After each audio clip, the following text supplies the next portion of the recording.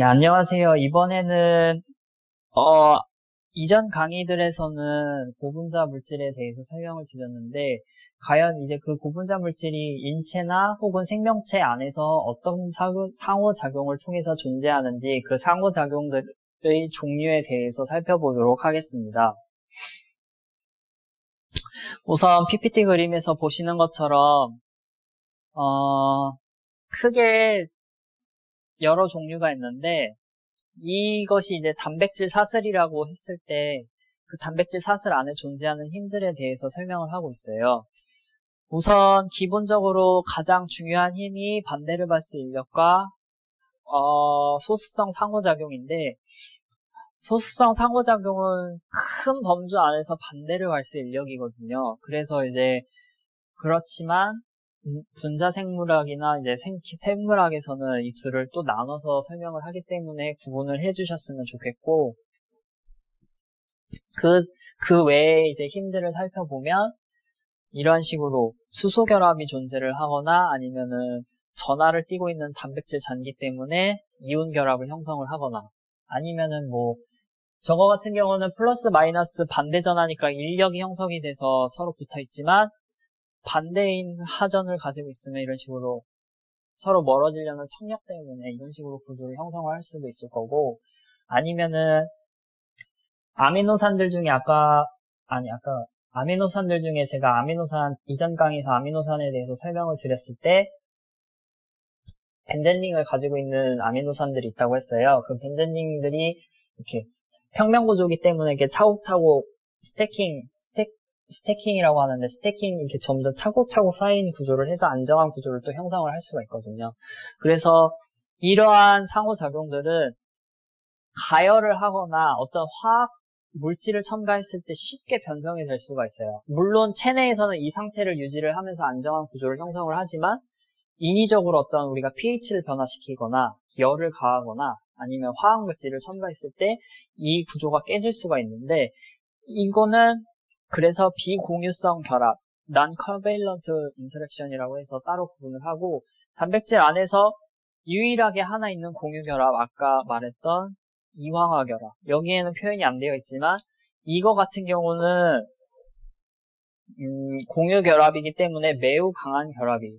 그래서 구분을 지을 때 공유 결합과 비공유 결합을 하고, 비공유 결합 안에는 반데르발스 인력, 소수성 상호작용, 수소 결합, 이온 결합 이런 식으로 있다는 것을 기억을 하셨으면 좋겠어요. 단, 이 이황화 결합 같은 경우는 우리 이제 머리카락을 주로 구성할 때 그 이황화 결합이 많은데 펌을 할 때 인위적인 강염기와 인위적인 어떤 화학 약재, 아주 강한 화학 물질을 첨가했을 때는 구조가 그 공유 결합조차도 깨질 수가 있지만 어쨌거나 단백질 안에서 기본적으로 존재하는 것은 비공유성 상호작용들이 있다는 것을 기억을 하셨으면 좋겠어요. 그래서 우선 이 비공유성 상호작용이 깨지거나 변형이 됐을 때 어떻게 되느냐, 우선 자연 상태에서 3차 구조를 형성하고 있는 그 단백질의 구조를 표현한 건데요. 단백질 사슬이 이런 식으로 해서 구형 단백질을 하는 게 이제 자연 상태의 형태인데 어떤 pH를 변화시키거나 온도를 변화시키거나 아니면 뭐 화학 물질을 첨가를 해서 이 구조가 깨져서 아무렇게나 존재하는 거를 랜덤 코일이라고 해요. 랜덤 코일은 이거는 체내 밖에서 그 표현을 하면 인비트로라 하는데 반대는 뭐 인비보, 이거는 체내라는 뜻이고 이건 체외라는 뜻인데 이 랜덤 코일은 절대 체내에서는 발견할 수가 없어요. 왜냐면은 체내에서는 적절한 pH, 적절한 온도, 적절한 어떤 환경이 화학적인 조성이 구성이 되어 있어서 절대로 이 랜덤 코일이 형성이 되지가 않고 무조건 체내에서는 이 형태로만 존재를 하는데 그거를 이제 밖으로 끄집어내서 우리가 실험을 하거나 뭘 생산하거나 아니면 뭘 가지고 조작을 하면 그때 형성되는 구조를 갖다 랜덤 코일이라 해요. 그때는 이제 뭐 가열을 했건 pH를 변화를 시켰건 뭐 여러 가지 방법을 통해서 물리적인 변화를 시켰을 때 그 구조가 헝클어지면서 예를 들어서 여기에서 요렇게 형성하고 있던 이온 결합이 깨지면서 다른 이온 결합을 형성을 하면서 이런 식으로 다른 잔기에 있는 이게 깨지면서 원래는 요렇게 형성을 했던 이온 결합이 이렇게 헝클어지면서 다시 이런 식으로 이온 결합을 형성을 하거나 아니면은 서로 멀리 떨어져 있던 이런 같은 전하를 가지고 있는 것 때문에 청력이 생겨서 이런 식으로 형성을 하거나 이런 식으로 해서 무작위로 코일을 형성을 한 걸 랜덤 코일을 하고 기억을 하셔야 될 건 이거는 절대 체내에서는 존재하지 않는 구조이다. 그래서 간략하게 여기까지는 설명하고 넘어가고요. 자, 이번에는 수소결합에 대해서 살펴볼 건데 수소결합이라는 뭐냐면은 일종의 극성 공유결합의 일종이죠. 그래서 극성을 띠고 있는 전기음성도가 높아서 극성을 띠고 있는 산소와 전기음성도가 높아서 자기 쪽으로 전자를 땡겨가지고 부분적인 양전하를 띠는 수소, 그 다음에 부분적인 음전하인 산소, 아니면 이런 식으로 질소도 마찬가지로 전기음성도가 크기 때문에 부분적인 음전하, 부분적인 양전하. 수소가 왜 부분적인 양전하를 띠고 있느냐? 요 옆에 수소와 공유결합하고 있는 이 다음 원소가 전기음성도가 커가지고 자기 쪽으로 전자를 많이 끌어당기니까 수소 입장에서는 상대적으로 부분적인 양전하를 띠게 되고 얘네는 그냥 그 자체가 전기음성도가 높으니까 부분적인 음전하를 띄어서 이 사이에 수소결합이 형성이 돼요. 그래서 수소결합은 이런 식으로 세 종류가 형성이 될 수가 있고 이 수소결합들이 단백질에 어떠한 구조를 형성을 하느냐 이전 강의에 단백질의 그 설명을 할 때 잠깐 언급을 했지만 이런 식으로 베타 병풍 구조나 알파 헬릭스 구조, 알파 나선 구조를 형성을 할 때 수소결합이 작용을 해요. 마찬가지로 핵산의 DNA에서 핵산의 그 이중나선 구조를 형성할 때도 수소결합이 중요하지만 단백질에 초점을 맞추자면 아까 말씀드렸다시피 절대로 그 아미노산 사이에 아미노산의 그 알기에서 생기는 수소결합, 기인하는 수소결합이 아니라 그 펩티드 본드에서 기인하는 수소결합이라는 것만 기억을 해주셨으면 좋겠고 마찬가지로 핵산에서도 수소결합이 3개, 그 다음에 수소결합이 2개 이런 식으로 해서 수소결합이 존재를 해요. 그 다음에 살펴볼 작용이 바로 소수성 상호작용인데 소수성 상호작용은 소수성 물질인 지질, 탄화수소 꼬리가 굉장히 길게 되어 있는 것끼리 이제 뭉치는 현상을 갖다가 소수성 상호작용이라 하는데 소수성 상호작용은 솔직히 말씀드리면 얘네들은 서로 끌어당기려는 지질 분자 같은 경우는 자기가 이렇게 끌어당기려는 힘이 굉장히 약하거든요. 실제로는 물 분자가 이렇게 이 지방 덩어리, 이 기름 덩어리가 서로 이렇게 강하게 끌어당겨서 자기들끼리 이렇게 꽁꽁 뭉치는 게 아니라 주위에 존재하는 물 분자 때문에 얘네가 어쩔 수 없이 이렇게 뭉치는 거를 갖다 소수성 상호작용이라고 해요. 여러분들이 이제 많이 착각을 하시는 게 이 지방 덩어리가 소수성 상호작용이니까 이렇게 강하게 이렇게 자기들끼리 꽉꽉 뭉치는구나. 그게 아니라 실제로 얘네들은 서로 이렇게 끌어당기는 인력은 굉장히 약한 편이에요. 하지만 물 분자, 주위에 물 분자가 많이 존재할 때 그 물 분자에 의해서 물 분자와 접촉하는 면을 굉장히 최소화시키기 위해서 서로 상호작용을 하는데 그걸 갖다가 하이드로포빅 인터랙션이라 하죠. 여기서 그냥 간단하게 어원에 대해서 잠깐 설명을 드리면 하이드로는 물을 의미를 하고 포빅은 어떤 것을 혐오한다라는 뜻으로 이제 하이드로포빅이라 하죠. 그래서 이 하이드로포빅이 형성이 되는 거는 이제 체내에는 세포막에 존재하는 인지질에서 볼 수가 있는데 그 인지질이 이렇게 인지질 이중층을 형성을 해서 구형을 형성을 한 걸 리포솜이라 하고 그냥 인지질이 단일층으로 해서 이 구형을 형성을 한 거를 미셸이라고 해요. 보면은 지금 이게 약간 징그러울 수도 있지만 요 중에 하나를 떼왔다고 해서 표현을 하자면 이런 식으로 표현할 수가 있는데, 여기에 있는 인삼기 머리라고 하고 여기를 소수성 꼬리라고 하는데, 친수성 머리, 요 부분을 소수성 꼬리 라고 표현을 하죠. 친수성 머리는 물과 접촉을 할 수, 물 분자, 여기 체내에서는 물이 많기 때문에 물 분자가 있다고 생각을 하셔야 돼요. 그래서 물 분자가 이렇게 사방에 있으면 친수성인 머리는 물 분자 쪽을 향하고, 반대로 그 소수성인 부분은 이렇게 자기들끼리 모이는, 이러한 걸 갖다 소수성 상호작용이라고 하죠. 제일 많이 존재하는 게 세포막. 세포막은 인지제 이중층으로 구성되어 있으니까 거기에 많이 존재하는 상호작용이라 할 수 있죠.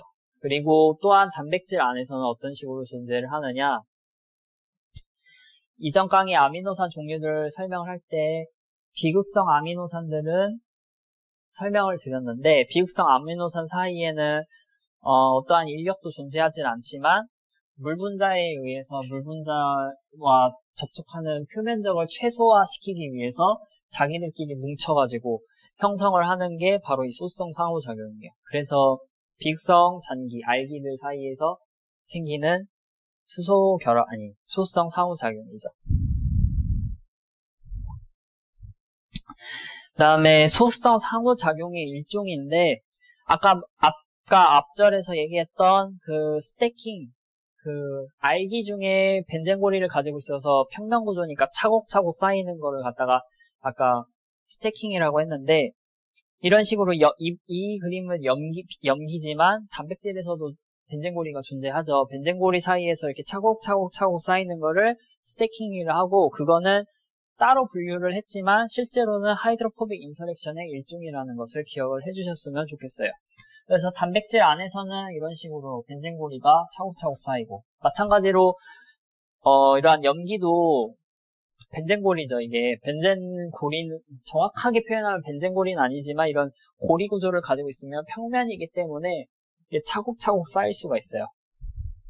그래서 아까 뭐 이중나선, 핵산 이중나선 설명을 했는데, 거기에서 당인상골격, 그 다음에 그 염기 사이의 수소결합뿐만 아니라 그 염기들과 염기 간의 이러한 소수성 상호작용인 스태킹에 의해서 그 구조가 안정화될 수가 있어요.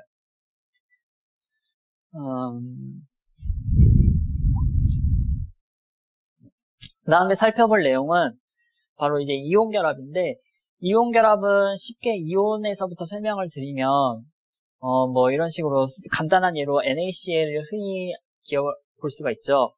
그래서 NaCl에 뭐 체외각 전자를 하나 잃고 체외각 전자 하나를 얻어서 음이온과 양이온이 되어서 그 사이에 작용하는 정전기적 인력을 갖다가 이온 결합이라고 하는데, 체내에서는 이런 이온만 덩그러니 존재하는 게 아니라 아까 말했던 이전 강의에서 말했던 아미노산 중에 이제 산성과 염기성 아미노산이 있어요. 산성 아미노산, 염기성 아미노산 같은 경우는 체내의 pH인 7.4에서 하전을 띠거든요. 산성 같은 경우는 마이너스 하전, 염기 같은 경우는 플러스 하전을 띠는데, 그 플러스 하전과 마이너스 하전을 띠는 아미노산을 가지고 있는 단백질 알기 사이에서 작용하는 힘을 이온 결합이라고 해요. 그래서 아까 표현했던 그림 중에 여기 이 부분에 그 NH3의 플러스 하전과 뭐 COO의 마이너스 하전이 결합해서 이온 결합을 형성을 하죠. 그 설명을 안 하고 넘어간 게 있는데, 어떤 때는 이렇게 표기를 하고, 또 어떨 때는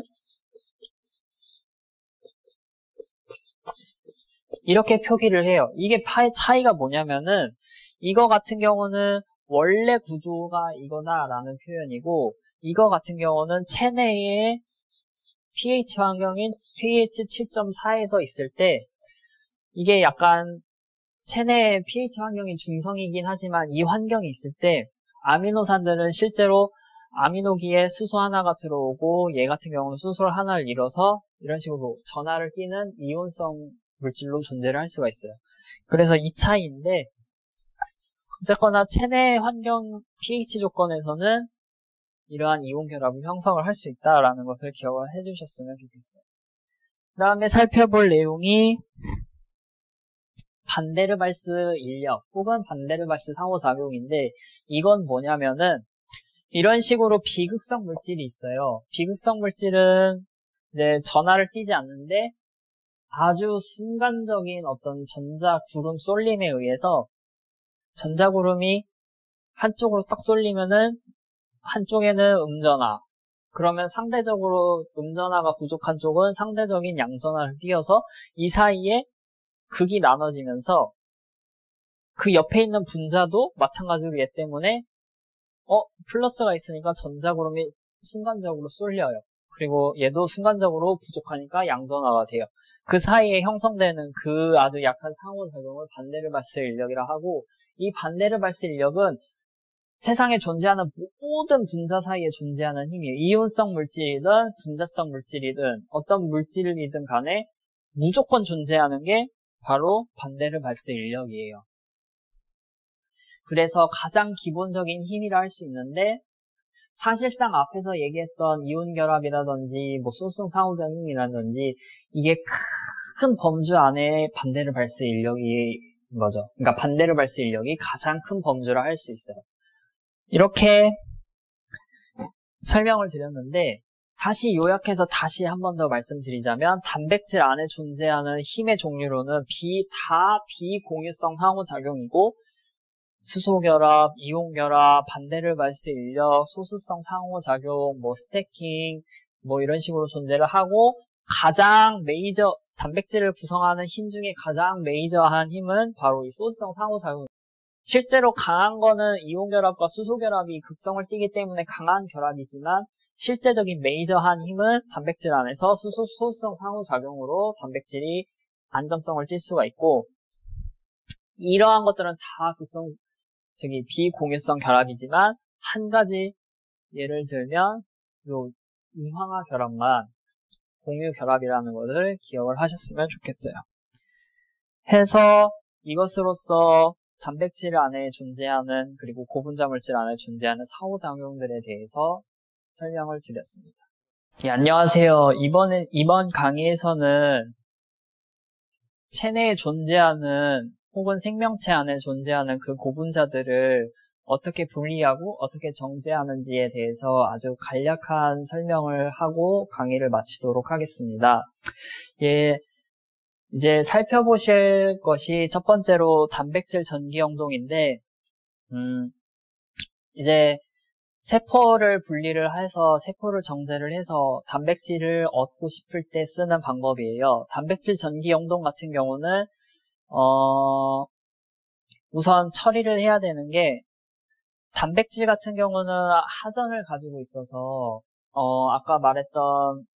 이전 강의에서 말했던 뭐 플러스 전하나 마이너스 전하를 띠는 알기들이 많아서 그거를 하나로 통일을 시켜주기 위해서 이러한 이게 지금 보이시는지 모르겠지만 다 마이너스 하전을 가지고 있는 디터전트의 일종이거든요. 이거는 SDS라고 해서 소듐 도대실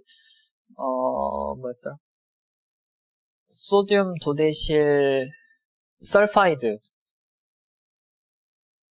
이 황산기 해서 이게 12개거든요. 하나, 둘, 셋, 넷, 다, 일곱, 여덟, 아홉, 열, 열하나, 열둘 해서 도대실이 10이라는 뜻인데, 그래서 소듐, 여기 소듐, 나트륨을 소듐이라 하죠. 소듐 도대실 설페이트, 설파이트가 아니라 설페이트 해가지고 SDS라는 물질을 첨가를 해서 단백질을 병성시키고 그걸 가지고 단백질 영동을 하죠. 전기 영동을 하죠. 그래서 단백질 전기 영동을 SDS 페이지라고 하는데, 페이지는 뭐의 약자냐면 폴리아크릴 아마이드 겔 일렉트로포레시스의 약자예요.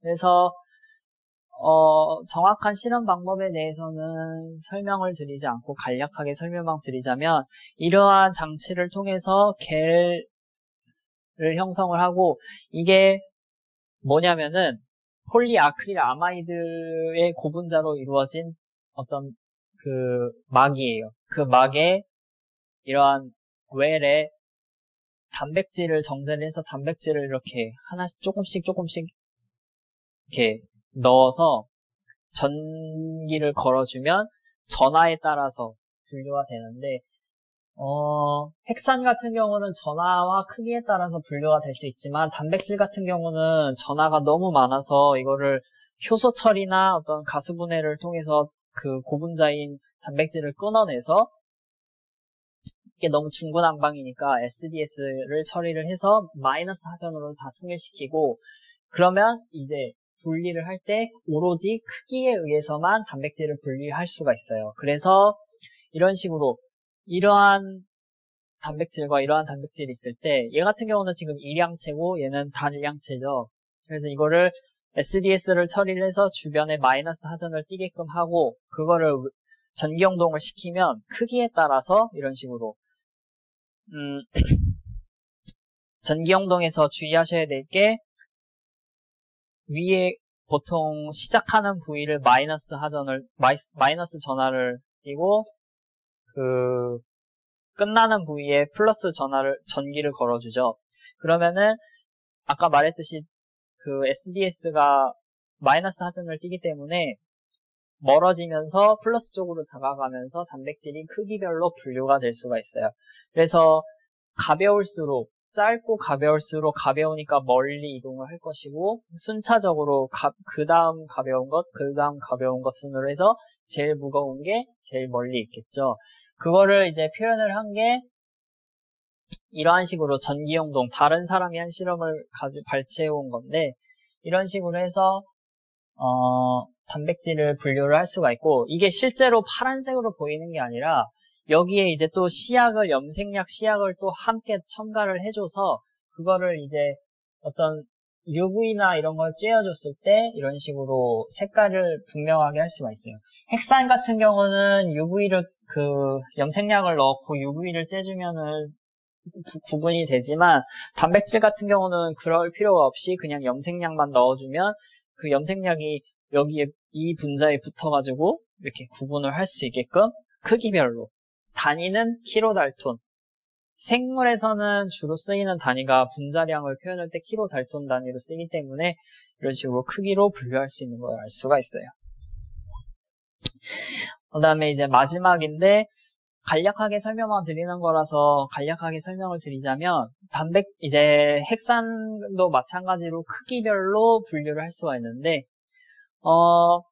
DNA 같은 경우, DNA를 어떤 효소 처리를 의해서 DNA 같은 경우는 이중나선 구조인데, 그거를 효소 처리를 해서 끊어내면 바깥에 당 인상 골격이 아까 마이너스 하전이라고 했거든요. 마이너스 하전을 띠는 당 인상 골격에 의해서 크기별로 분류가 할 수가 있어요. 얘 같은 경우는 어떤 개를 쓰냐면은 보통 많이 쓰는 게 아가로우스 개이에요.